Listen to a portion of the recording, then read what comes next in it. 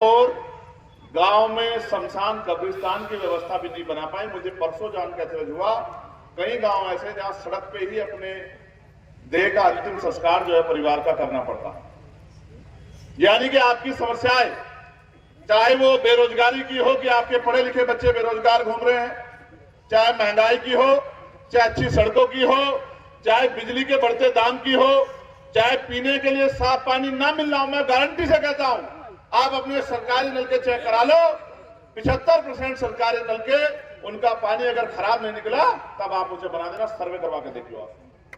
आपको एहसास भी नहीं होगा ये वो क्षेत्र है, सतीश भाई यहां बैठे हैं, ये वो क्षेत्र है कि यहां बुखार ने हजारों लोगों की जान ली, गांव-गांव में 10-10 लोगों की जान गई, और यहाँ की निकम्मी गूंगी बहरी सरकार ने गरीबों के बनने का बैठकर तमाशा देखा। मेरे आज भी याद है, गांव में बाहर की तरफ बैरिकेडिंग हो गई कि कोई बाहर का आदमी नहीं आएगा, और रोज 1-2 लोगों की जान गई, और बुखार से गई, डेंगू से गई, और तो और हमने कोरोना काल देखा, ऑक्सीजन की व्यवस्था निकम्मी सरकारें नहीं करा पाई। आज अस्पतालों में जाओगे डॉक्टर नहीं मिलेगा, डॉक्टर मिल गया तो दवा का पर्चा बाहर से लिख देगा, टेस्ट के लिए बाहर से लिख देगा प्राइवेट में, टेस्ट कराने के लिए आपकी जेब में पैसे नहीं, आपकी कमर टूट जाएगी। अगर आपको अच्छा इलाज कराना पड़े तो आपको अच्छा इलाज नहीं मिलेगा। आज हालत यह है, गरीब के लिए सबसे बड़ा हथियार बाबा साहब अम्बेडकर एजुकेशन को, शिक्षा को देके गए हैं। पहले हमारे बच्चे पढ़ते लिखते थे और नौकरी लगते थे, गरीबी की जिंदगी से ऊपर निकलने का काम करते थे। आज सारी सरकारी नौकरियां लगभग समाप्त कर दिया, निजीकरण कर दिया, कोई नई नौकरी नहीं। एक ऐसा अवसर तैयार हुआ है कि आपने जो पौधा लगाया था, एक छोटा सा जो तना लगाया था, भीम आर्मी, आजाद समाज पार्टी और चंद्रशेखर नाम, वो धीरे धीरे मजबूत हो रहा है। और मैं बड़े विश्वास से कहता हूं कि वो दिन दूर नहीं है कि आपके द्वारा, आपकी मेहनत से लगाया हुआ ये पौधा, आपके सहयोग और आशीर्वाद से आने वाले समय में एक ऐसा वट वृक्ष बनेगा जो इस क्षेत्र को ही नहीं, इस प्रदेश को, इस देश में रहने वाले अंतिम व्यक्ति को, गरीब को, किसान को, मजदूर को, नौजवान को, महिलाओं को, हर वर्ग के लोगों को उनके अधिकार, मान सम्मान की जिंदगी, उनकी समस्याओं को खत्म करने का और उनको आगे बढ़ने का और उनके बच्चों के उज्जवल भविष्य का जो है निर्माण करने का काम ये वट वृक्ष आपका करेगा। जब मैं गांव स्तर पर जाता हूं, हालांकि बहुत सारे प्रदेशों में जा जाके मुझे काम को करना पड़ता है, लेकिन मैं समय समय पे गांव में जाता हूं और गांव में जाके महसूस करता हूं कि आजादी के 75 साल बाद आपकी जिंदगी में क्या बदला है। जब मैं जाता हूं तो मैं महसूस करता हूं कि आपकी जिंदगी वहीं रुकी हुई है। दुनिया में, देश में पैसे वाले लोग आगे बढ़ रहे हैं, लेकिन गरीब की जिंदगी वहीं रुकी हुई है। जब मैं महसूस करता हूं महंगाई बढ़ रही है, आपको याद होगा पहले गरीब आदमी प्रयास करता था बेटी की शादी में एक 2 पहियों की मोटरसाइकिल की व्यवस्था कराने की, और मेरे आज भी याद है, हमने बहुत सारी गरीब बहनों की शादियों में योगदान दिया है। 50-60 हजार रुपए की मोटरसाइकिल आ जाती थी, और वो मोटरसाइकिल देके वो परिवार, लड़की वाला परिवार ये महसूस करता था कि भाई मैं अपनी बेटी के लिए कुछ व्यवस्था कर रहा हूं।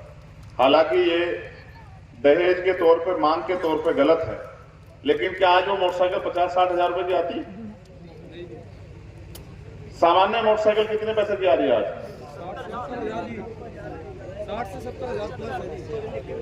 सामान्य मोटरसाइकिल 1 लाख रुपए से कम नहीं, यही है ना? 1 लाख की, यानी कि महंगाई दुगनी हो गई। जो चीज 1 रुपए की थी वो 2 रुपए की हो गई। पहले 25 पैसे की माचिस आती थी, फिर 50 पैसे की आने लगी। आज का मुझे पता नहीं, क्योंकि माचिस का ना मैं आग लगाता ना मेरा कोई ताल्लुक है। ये तो इसके लिए तो भाजपा वाले बहुत आग लगाते। तो महंगाई दुगनी बढ़ गई है, क्या आमदनी दुगनी बढ़ी? आप सत्ता विपक्ष सब लोगों से सुन लो, कोई नारा देता है कटेंगे तो बटेंगे, कोई कहता है कि ना कटेंगे ना बटेंगे, लेकिन कोई ये नहीं पूछता कि आजादी के 75 साल बाद भी इस देश में गरीबों की जिंदगी में क्या बदला। कड़वा सच ये है कि गरीबों के घरों में पनीर भी कभी त्योहार पर बनता है, उनके घर में मिठाई भी उनके बच्चों को कभी त्योहार पे मिलती है।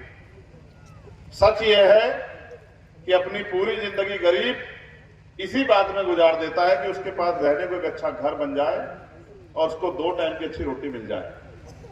बड़े पैमाने पे देश की महिलाओं ने तो घर से बाहर निकल के कभी रेल में एसी वाले डब्बे में सफर भी नहीं किया। जितनी यहां बैठी है वो जरा मुझे हाथ उठा के बताओ जिसने एसी वाले डब्बे में सफर किया है। चलो चलो, ये तो महंगी होती है, मगर हेलीकॉप्टर में सफर तो किया होगा। जिन्होंने हेलीकॉप्टर में सफर किया जरा वो हाथ उठा दो। चलो, हेलीकॉप्टर भी पर्सनल आप पे अपना नहीं होगा, लेकिन हवाई जहाज में सफर तो आपने जरूर किया। एक बार मुझे हाथ उठा के बताओ जिन्होंने हवाई जहाज में सफर किया। तो क्या ये गरीबों के लिए सिर्फ सपने नहीं है?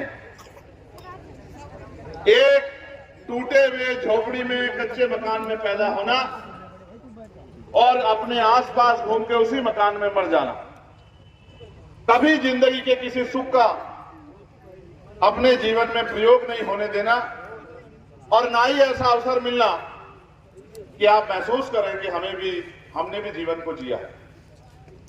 जहां दूसरी तरफ पैसे वाला होता जा रहा है, जहां एक तरफ अमीर का कुत्ता भी बढ़िया गाड़ी में सफर कर रहा है, वो अपने जानवर को भी पैकेट वाला महंगे वाला दूध पिला रहा है, उसके लिए अच्छे स्टैंडर्ड का बिस्कुट का पैकेट ला रहा है, बीमार होने पे बढ़िया डॉक्टर को दिखा रहा है, उसके रहने के लिए एसी वाला कमरा है, सर्दी होने पे हीटर वाला कमरा, गर्मी होने पे एसी वाला कमरा। वहां इस देश में करोड़ों करोड़ों गरीब सिर्फ इसलिए हाशिए पे हैं क्योंकि सरकारों की निगाह अब तक उनकी तरफ नहीं पड़ी। जिन साथियों ने आज आजाद समाज पार्टी में आस्था और विश्वास व्यक्त किया है, भाई गयूर मलिक जी, अमर सिंह प्रधान जी, अब्दुल सत्तार जी, कुर्बान जी, दिलशाद जी, डॉक्टर इसरार जी, जाहिद भाई, समीम प्रधान जी, मोहम्मद इकबाल जी, मोहम्मद जुल्फान जी, मोहम्मद गयूर वाजिदपुर जी, मोहम्मद अनीस मलक जी, मोहम्मद सुलेमान जी, मोहम्मद सैनवाज जी, मोहम्मद गुलशन जी, मोहम्मद मासूम भाई, विजेंद्र पाल सिंह जी, मेहरबान आलम सलेमपुर जी और मोहम्मद नासिर सलेमपुर जी।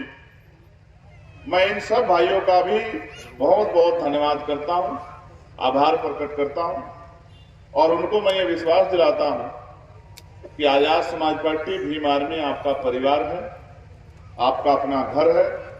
यहां आपकी हिस्सेदारी और मान सम्मान में कभी कोई कमी नहीं आएगी, इस बात का मैं आपसे वादा करता हूं। साथ साथ यहां बड़े पैमाने पर उपस्थित मेरी माए बहन जो पिछले लंबे समय से यहां बैठी हैं, और जब सुबह वो आके बैठी होंगी तो यहां धूप भी बहुत हो रही होगी, जो अपने बेटे को देखने के लिए आगे खड़े होने वाले नौजवानों को बैठने के लिए कह रही थी, मैं उन सब माओ बहनों का भी बहुत बहुत धन्यवाद करता हूं। उससे छोटे मेरे भाइयों का धन्यवाद करता हूं।